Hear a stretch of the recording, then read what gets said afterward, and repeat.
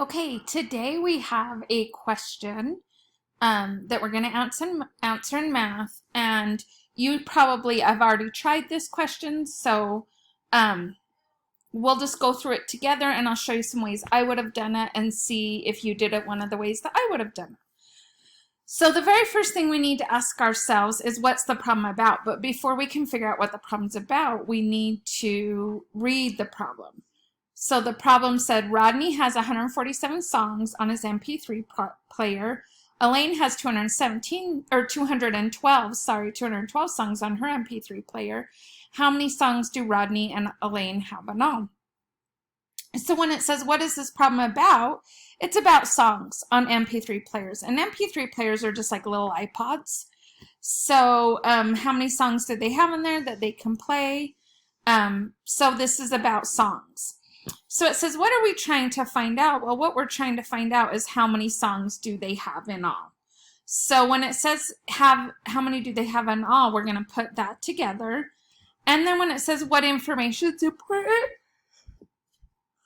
sorry for my yawns, the information that's important, it says what information is important, we need to use those numbers of songs. So we need to use the number 147 and 212. So I have this little whiteboard, so I'm going to go ahead and write my numbers here. So the numbers that are important are 147 and 212, and it said how many in all do you have? So I'm going to put those together. So one way I could do that is to draw base 10 blocks. So I would draw 100, and I would draw 40, and 7. Whoops.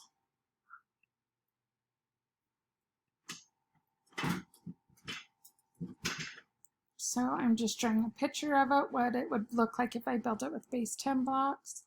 And then I have 212, and 12 has 110 and 2 ones. Then I could put those together, and I have 300 and 60 and 7, 8, 9 all together, which if I put those together would be 369. I also could pull these apart and add them, so I could add my 100 plus 40 plus 7, and then I could also add 200 plus 10 plus 2, then add those together, and I would have 9 plus 50 plus 300, and if I put that together, that's 359. So I have two different answers, so I need to double check my work. So 40 plus 10 is 50, and I have 10, 20, 30, 40, 50. So this is actually 50.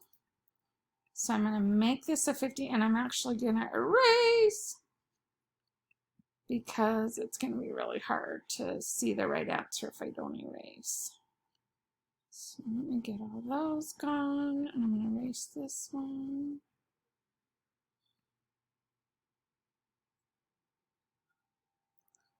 So I miscounted that. That's why it's always good to do it two ways, is because if you make a mistake, my goodness, then you can find it if you do it two ways. The other way we could do it is just to add them like you normally would.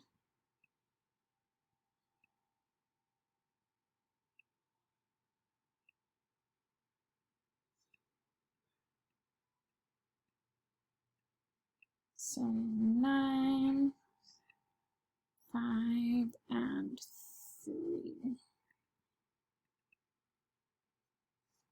So all three ways we get the same answer. So maybe you done it one of these ways, or maybe you've done it even a couple of these ways, but any way I did it, I got the number 359. So it says, how many songs did they have in all? Let's see. So on here, you would write that they had 359 on your page. Okay, it's not going to let me write on these. I need my special pen from school to allow me to write on the computer. So you would just write 359 songs as the answer to number 1. Then it says you can solve addition problems in different ways. Breaking apart numbers is one way to solve the problem. So that's what I did when I said, okay, I'm going to do 300, then 70, then 4, 100, then 20, then 2. So you could break those up and add your ones and your tens and your hundreds together, and then you could estimate to check your answer. Estimating is when you round each number to the nearest hundred, add them up, and make sure that's close to your answer. So go ahead and fill out that sheet, making sure that you do each step. Then on this one, I want you to write 2 ways that you would solve this number. So you're going to go ahead and write 2 ways that you would solve this problem. Okay, so you could do base 10 blocks and break apart, or you could do break apart and regular adding, but 2 ways. So you'll solve that using 2 ways. Then on this one, I just want you to skip this one because this one's a little bit tricky, and without me being able to write on it with a pen, it would be really hard for me to show you what to do. So you'll skip this little graphic. But there's a problem below the graphic on page 29, and then also a problem on the back on page 30 that I do want you to do. So complete those, and then just leave them in your book, and I'll check them when I get back. If you have any questions or you need help with math, make sure to let me know because I would be happy to help you. Good luck with your math today.